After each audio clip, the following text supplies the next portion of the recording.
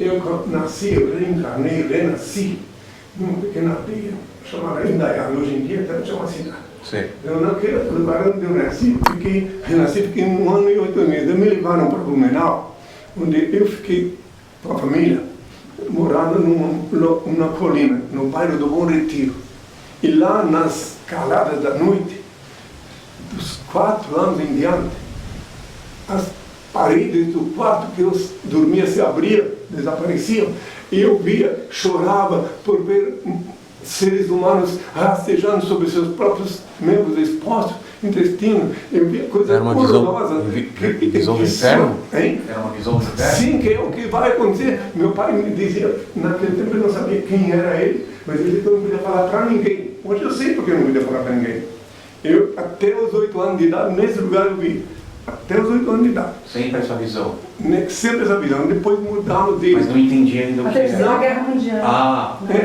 É eclosão nuclear. Que é inevitável. Não adianta alguém pensar que depois.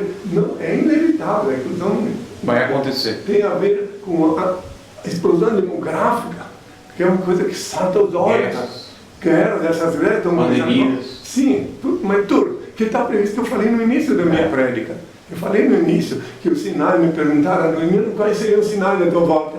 Eu disse, quando eles falaram guerras, rumores de guerras, reino contra reino, nação contra nação, tempestades, terremotos, inundações, pestilências, é apenas o princípio das dores. Eu disse, então vereis A gente está no princípio das dores. Sim, então vereis o sinal do Filho do Homem. Então ainda essa lenga-lenga que está, porque um jogo político vai durar no máximo 10 anos. É inevitável, porque infelizmente a explosão demográfica, a fome, você não tem ideia, você devia acompanhar bem a mídia, fazer análise. Agora, aqui no Brasil, uma estatística, eu vi ainda ontem na web, uma estatística que tem milhões de jovens que não estão trabalhando e nem estudando. O que esperar desses jovens se não estão nem estudando? E ainda mais outra coisa, o desemprego cada vez mais. Mas não é só aqui no Brasil. É o mundo. A tecnologia, a mudança na área tecnológica fez com que também muita gente deixava de trabalhar. Por exemplo, você chega num lugar, tem um porteiro. Tinha um porteiro, agora não tem, um porteiro eletrônico. Inteligência artificial. Já máquinas fantásticas que estão usadas nas fábricas, toda essa demissão de pessoas que serviriam lá. Eu não vou enumerar, mas só sei dizer que, infelizmente, eu vejo e recomendo aos filhos de Deus que pensam, que querem ter a bênção dele, que voltem para ele. Não tem nenhuma solução. Não tem luz no final do túnel. Você tem que olhar para o teto, tem que evocar o Pai lá em cima e ele te protege do que quer que seja. Se você quiser se escapar de bala perdida, tem que invocar o Senhor em todos os dias. Não é uma vez por mês, numa festa. Não. Aí outra coisa, para todos os que se pensam religiosos, para que todos que pensam que têm uma religião, para todos que se pensam cristãos, vamos ver. O que é a principal coisa que eu deixei aqui na Terra? O principal ensinamento que eu deixei, o mais importante de todos. Amar o Pai. Não, mais importante de todos. Ninguém, 1% de 1% não, dos que se pensam cristãos fazem isso. Se tu, quando orares, entra no teu quarto, fechada a porta, ora o teu Pai Celeste, em seguida vê o que se passa e te abençoe. Eu não disse para nem na igreja, ao contrário, eu disse para orar num quarto com a porta fechada. Então essas igrejas que estão aí, são negócio, como comercial. Se você tem que pagar para entrar, para sair, então catando gente assim na rua para virar escravo deles. Onde um ou mais estiver reunido, eu estarei lá. Justamente, não tem, mas sim, aí é que está. Não precisa de um templo. Não, eu não disse isso. Não disse que tem que ter templo.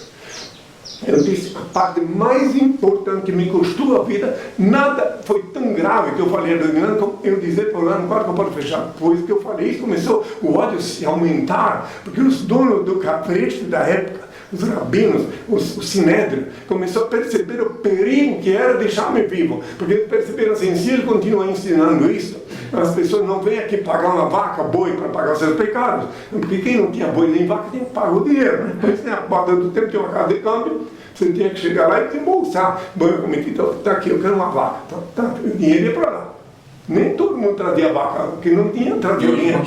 Então eles viram o perigo de que eu continuasse vivo. Aí o restante, quem quiser, compreenda. Eu cumpri a minha missão, eu disse, poucas pessoas entendem que eu disse, geração de víboras, quanto tempo ainda teria que estar entre vós, porque eu percebi que não tinha nada, está todo mundo se deixando enganar, é enganado. Outra coisa que dizem agora, os que falam de mim agora, estou aqui, mas Cristo tem uma multidão com ele.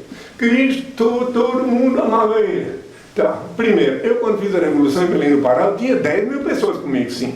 10 mil pessoas convocadas pela televisão. Mas eu quero saber o seguinte, onde é que há 2 milhões, onde é que estão essas milhares de pessoas que dizem que estão comigo na hora da crucificação, na hora que me despiram das minhas vestes, na hora que me açoitaram, onde estavam e o que fizeram? Sabe o que fizeram? O que disseram? Crucifique, crucifique, crucifique. Essas mesmas pessoas que me seguiam, que iam para a montanha comigo, onde fosse, pedindo para libertar Barrabás. E quem de vós pode compreender por que eles viraram tão rapidamente? Quem de vós pode compreender? Só eu posso explicar por que viraram rapidamente. Porque eles viam vestido, falando, enfim, eu tinha o amor deles, aparentemente, a crença deles. Mas quando eles me viram despido, manietado, humilhado, açoitado, eles ficaram com ódio de mim. Porque esperavam. Porque disseram, olha, não se enganou. Esperavam. Olha só, disse que é filho de Deus, desde quando que o filho de Deus vai ser açoitado? Outra coisa, quer saber uma coisa? Por que eu disse? Só tinha um discípulo que sabia quem sou. Um. O restante todos acreditavam. Quem? O único que sabia quem sou é aquele que ficou comigo até o fim. E agora ele viveu comigo 12 anos aqui no Brasil. Reenganou. O João, o Pedro me negou 3 vezes. Adivinha por que ele me negou 3 vezes? Adivinha por que ele me negou 3 vezes? Por uma raiva. Porque, poxa, eu deixei tudo para seguir ele. E agora imagine como ele me enganou. Já vi, se você olhar melhor a Bíblia, que depois ele demorou muito para ir lá quando soube que eu reapareci. E eu não reapareci de carne e osso. Meu corpo foi devolvido para a minha mãe em terra, José de Arimateia, providenciou uma segunda sepultura anônima, para que cessasse. Teria o corpo então de Jesus? Hein? Porque não acharam um corpo naquele sepulcro. Não, sim, porque acharam os lençóis. Agora o corpo foi... Não, estou interrompendo.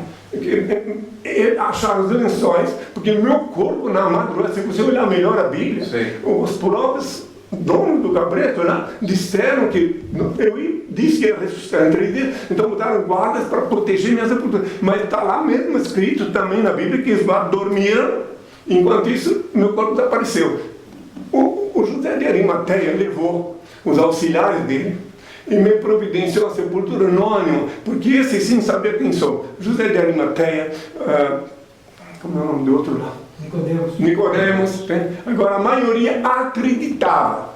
Agora aqueles que sabiam quem sou, uma vez se tu sabes quem sou, tu não pode deixar de saber. Mas o Senhor ressuscitou ao 3º dia, só que só foi o corpo espiritual. Exatamente aí que está. Tanto é que quer ver umas provas bíblicas disso? Para aqueles que continuam fanáticos,